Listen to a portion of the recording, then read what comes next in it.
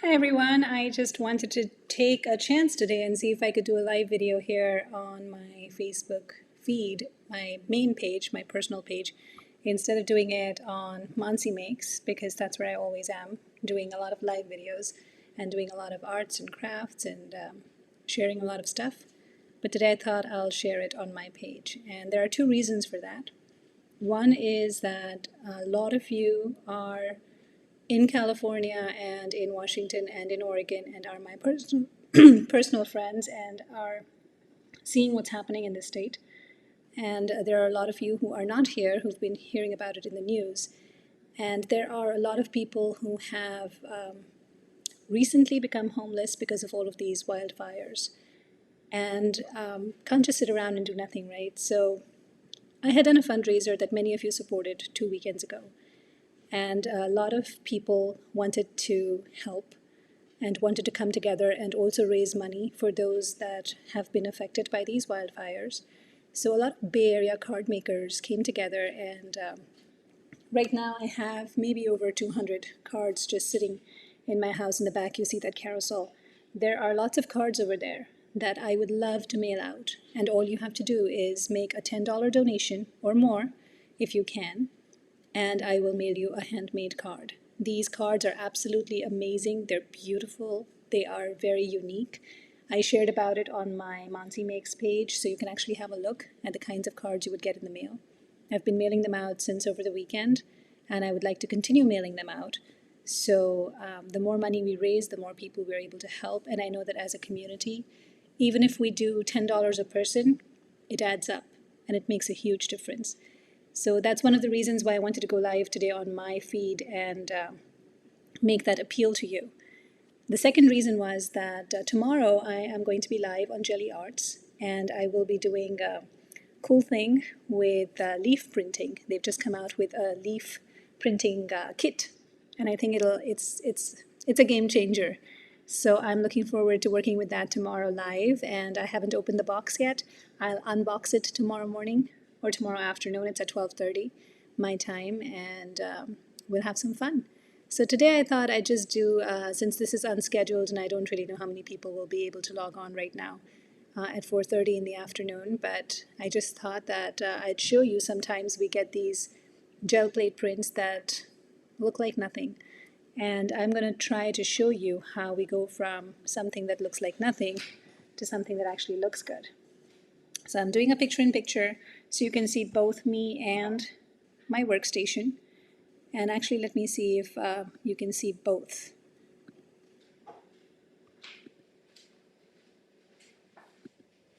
I don't think that you can. Let me just try it this way. Here we go. Okay, so you'll see that some of these prints, so this is like, I have these pre-cut postcard paper sheets that I just use on my gel plate. And you can see I wasn't feeling very creative the day I did this. So these basically don't look like much. They're just some colors and some layering of stencils. Like, look at this one. Looks like nothing much, right? Nothing to speak of, nothing to write home about. There's the feather print, looks like nothing. This one I think I like. I like the colors in that. I like the way the print came out, but again, this is not a final piece.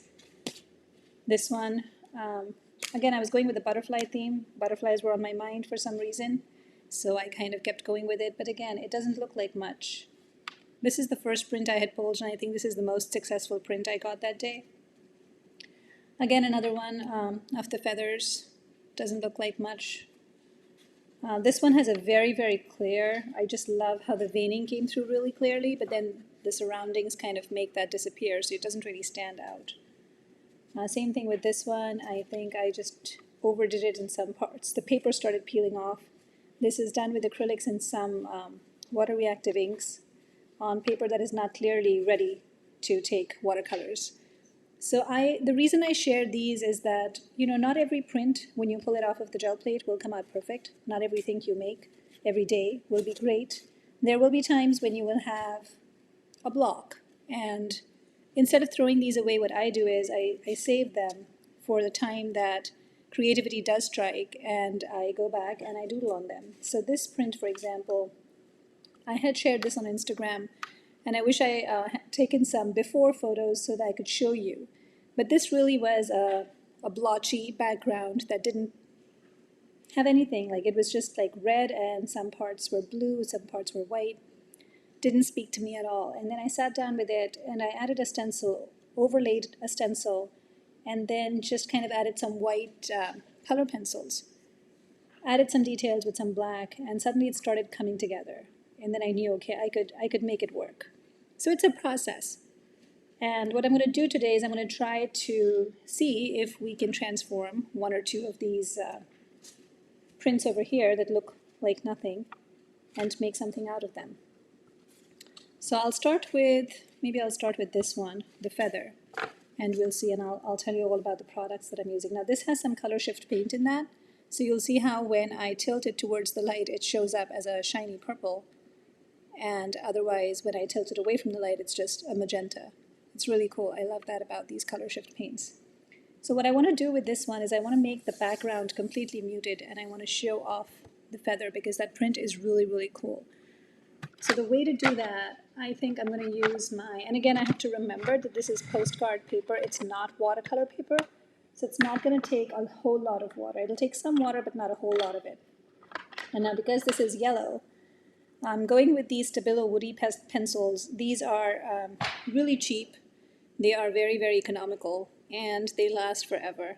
And I just love using them for my mixed media projects.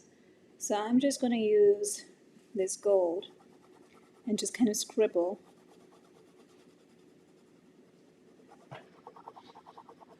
Kind of just going willy-nilly. It doesn't really have to be perfect.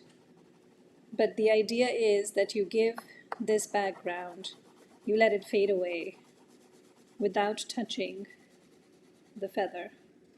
And when you do that, because the feather's color is pretty bright in and of itself, it will call attention to itself. So it'll look, I will tell you this, that when you do something like this, it'll look really messy and weird and not coming together, and you'll be thinking, oh, maybe I'm just ruining this. Why did I even start? Happens to me all the time. The key there is to not give up and to keep going. Sometimes you just have to go through the worst to come out at the top and appreciate what happens at the end. And you get there. You know, it's again, as I said earlier, it's a process. And I think it is quite a bit like that in life too, right? Hi, Lisa. Thanks for joining. So I'm not making any promises. I'm not going to say that, you know, at the end of this exercise, this will be something that you'll go, wow, this was amazing. You might just not like it still, and that's fine. That's the thing about art, you know. Things sometimes work out, sometimes they don't. I just see this entire thing as therapy. It's very, very calming. It gives you something to do, and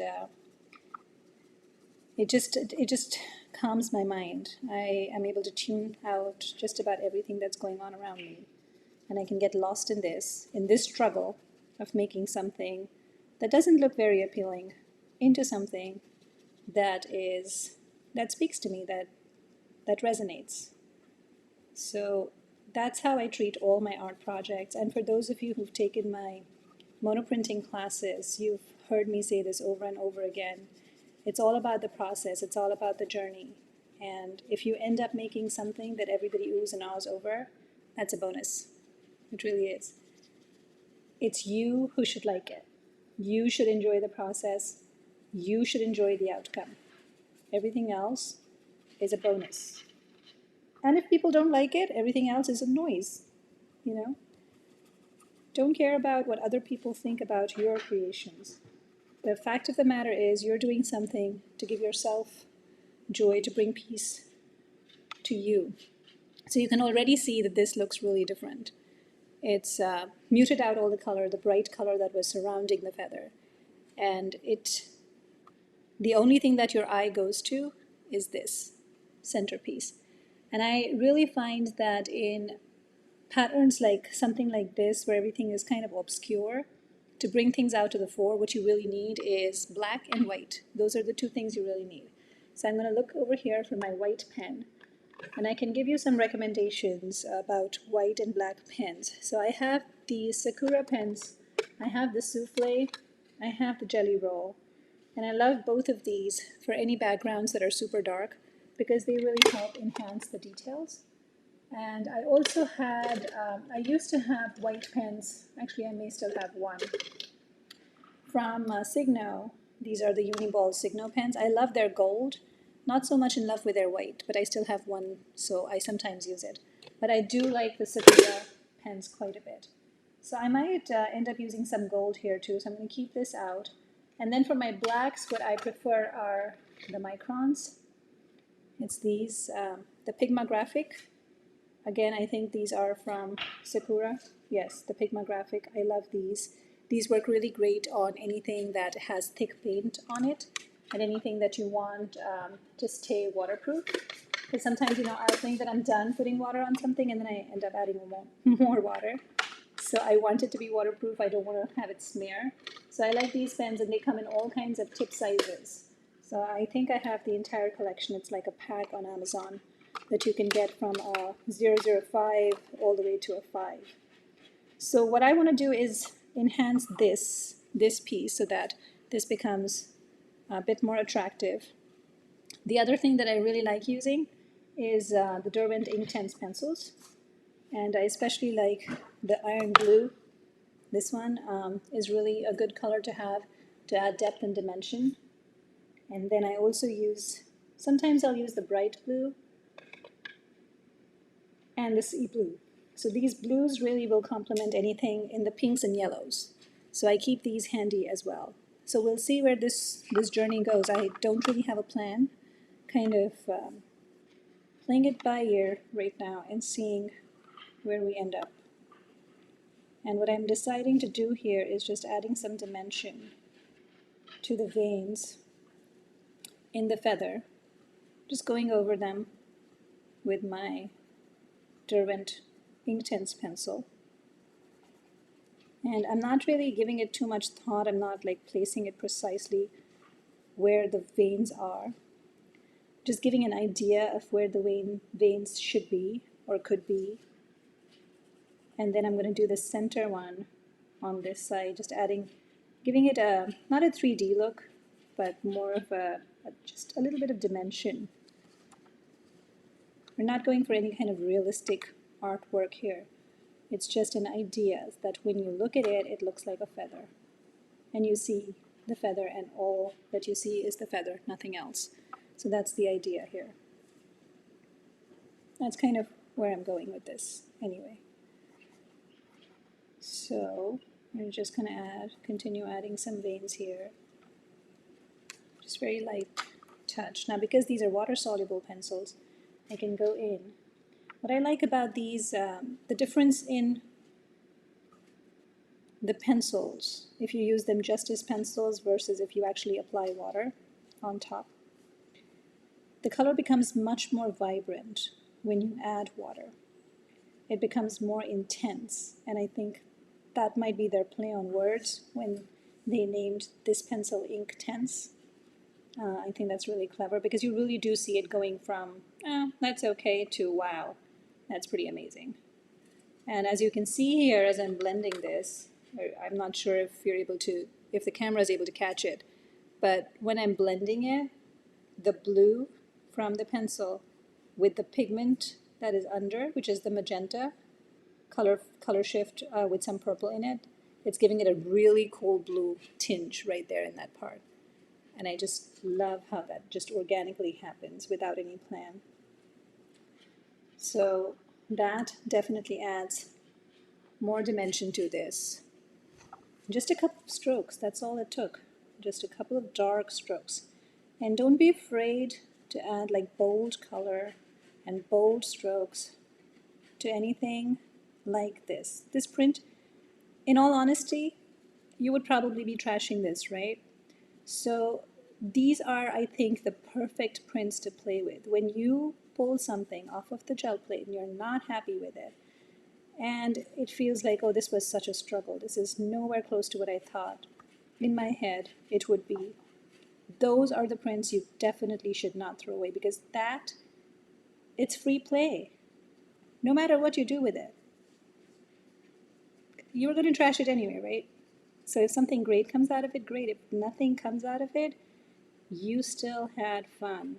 And if there were things that you did you didn't like, you learned something. You won't do them again on a piece that you really like.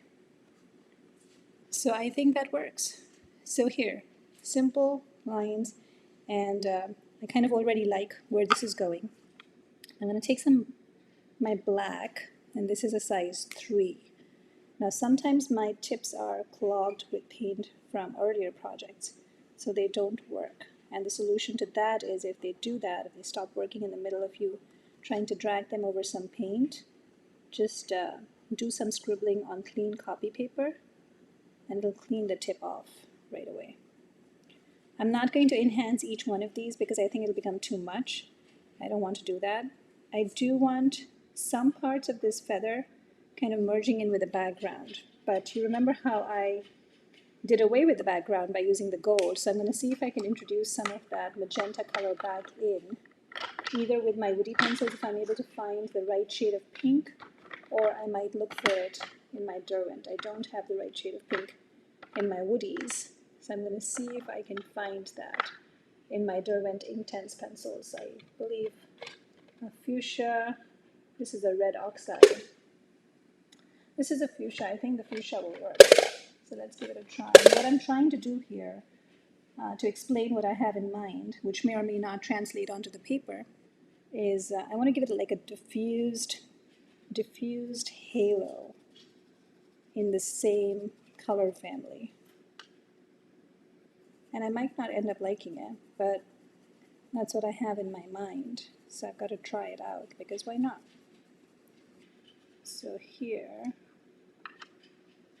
it's not, so the woody is a wax-based, water-based, I mean water-soluble, but wax-based. So it has like a waxy residue. When you rub your hand on it, you can feel it.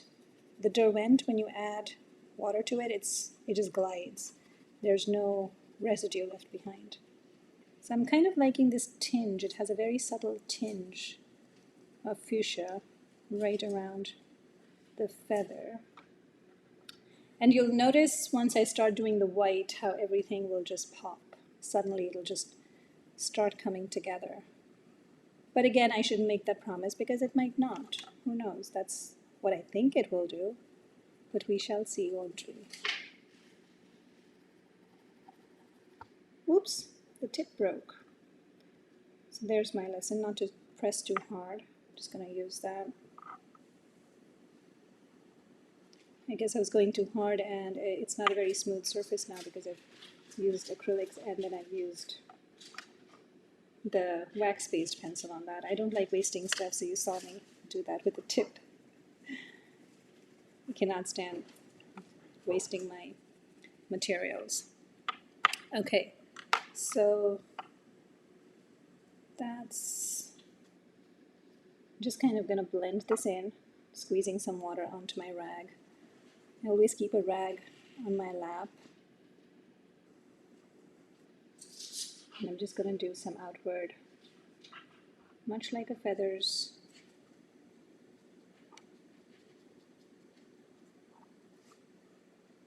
What do you call them? Elements? I suppose a feather is feathers. Just spreading it out. Okay, so that looks like that. Looks very different from when we started. Okay, so now I am going to do my white. And what I'm thinking with my white is that I'm going to do some dots, and I might do some doodles. And then depending on how this looks, I might do something to the surrounding area. So we'll see how it comes together with the white. And you can see my gears are spinning because I don't know what I'm doing here. I normally don't know what I'm doing. I'm just having fun. And I encourage you to do the same. Art should not be about so much planning that the fun goes out of it. I have enough things that I plan in my life. Art should not be one of them. So you see how already, just by adding dots, It's really simple. It's really, really simple. All I'm doing is adding white dots, and you can see this is what I had in mind. It's, you know, the dark and the light, black and white. You use black and white on anything that doesn't look good, it starts looking good. So just adding some dots. I'll continue doing that. And I'm spacing it out kind of more by instinct than measurement, which you'll see me doing very often. I rarely use a ruler. I only use a ruler for the most part when I am sticking things, because I cannot for the life of me stick things straight. So I have to use a T-ruler for that. Because 9 times out of 10 I'll stick something and I'll think, oh, this looks straight, and then I'll put it up on the mantel piece, and my daughter will come instantly, like she'll give it a glance and she'll be like, Mama, that's crooked. I don't see it. She does. And then sure enough, it is crooked. So I always have to get my T-ruler out and fix that. But when I'm doing freehand stuff like this, I am not measuring how far apart these need to be or anything like that. It's just by instinct. Also, if the dots are kind of incomplete, they're not full circles, that's fine. Just kind of go with the flow. Don't overthink it. Just do. And that's something that I have to keep reminding myself too, is, you know, when you're in the zone, just kind of keep doing. If you stop and you start analyzing, you're going to overthink it.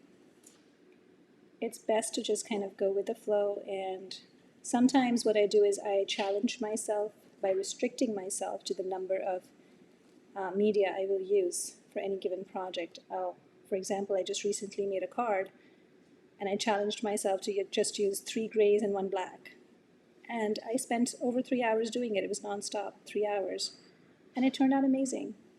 And I surprised myself, honestly, seeing what it looked like. So there. Doesn't that look pretty already? I think it is. I think it does. I think it looks very different from what it was. So what I want to do for the background now, I don't want to do something too drastic, but I also don't want to leave it blank. So I picked up brown by instinct. I'm not sure what I'm doing. But I think what I'm going to do here is either circles or grids. I am leaning towards grids. So I'm going to try a couple and see how that'll work out. I just feel like it needs some kind of texture in the back to offset the prettiness. I like the grunginess juxtaposed with the prettiness, the daintiness of this feather. So I'm just going to add like that grid over there in the back.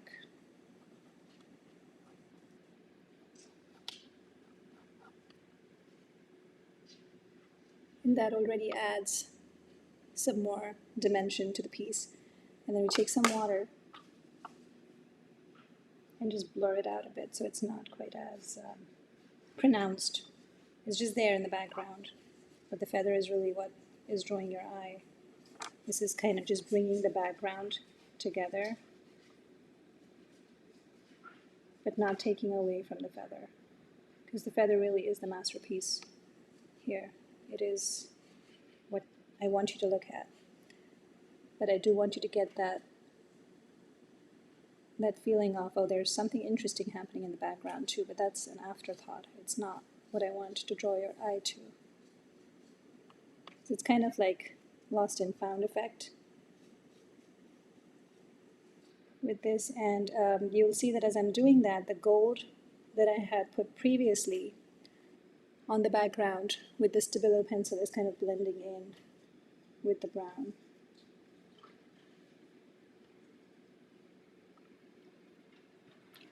I kind of like it. Now the other thing that I can do is to make it look like it's raised up, is to give it some more dark areas right at this edge over here, just on one side, so that it looks like it's kind of lying down on that, or has somewhat of a shadow. And again, I'm not being too particular about how I'm doing this. It's just that notion of there being that sense of dimension.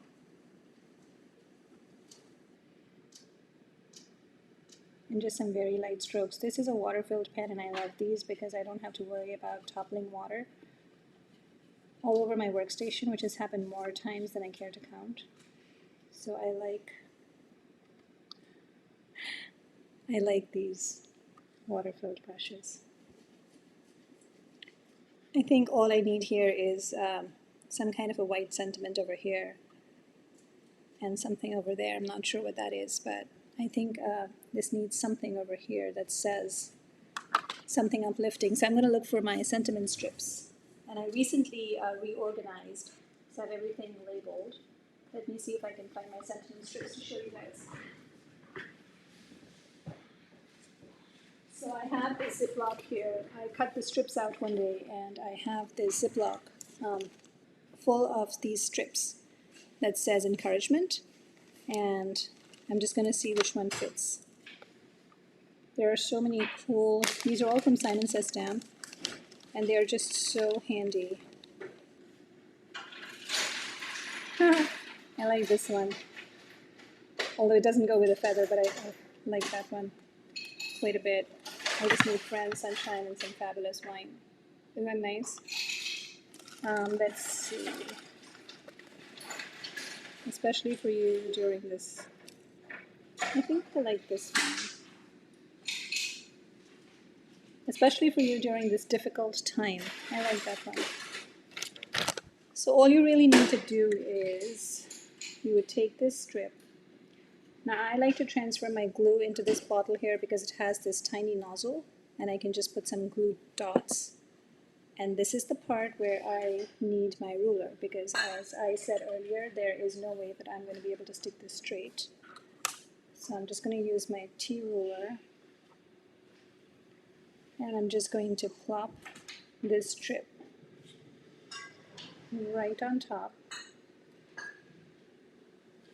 Align that with my T ruler, press it down, ensuring that it is in fact straight. Kathy Zielski did this YouTube video, and she said the way to align something is to stand up. I have tried that. It does not work for me. I still get it crooked. So I rely on my T ruler, and I still think this is crooked. I don't know. It's probably straight. The T ruler is not going to lie to me, but I'm going to double check.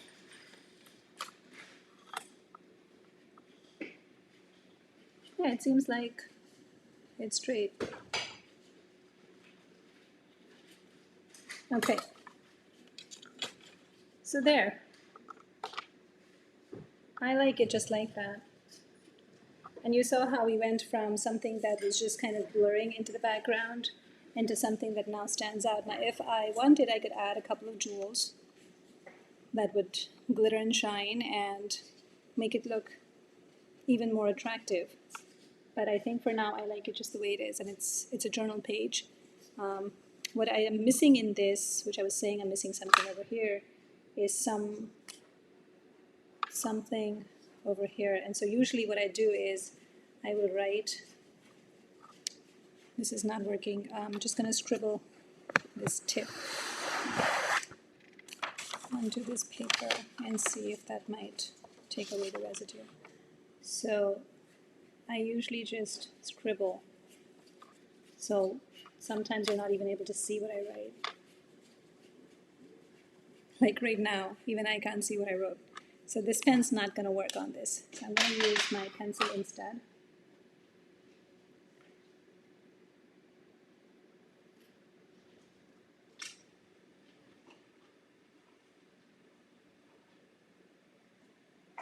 And I'm writing everything is going to be all right.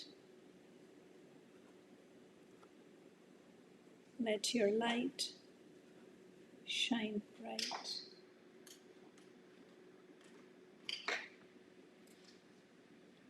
It's just the simple things, and it has some meaning to it. I also want to write over here, Don't give up on hope. And I think it's done.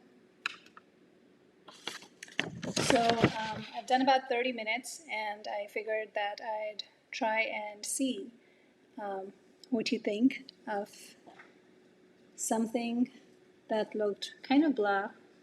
You see the back side is still kind of like that. Doesn't look like much.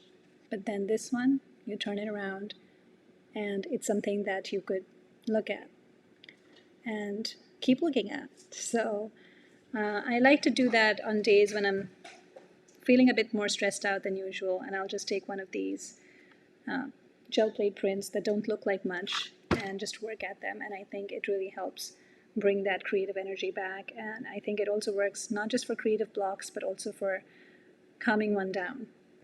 So I hope you enjoyed this, and I hope you will consider making a donation to the California Fire Foundation. If you do, please send me a photo, a screenshot of your receipt, and I will be happy to send you cards that have been handmade by many Bay Area card makers, and they're absolutely exquisite. So take care, and I will be doing a Jelly Arts live demo tomorrow at 12:30 my time, that specific time, and we'll be doing some leaf printing with our new leaf kit that I'm super excited about. So take care. See you tomorrow.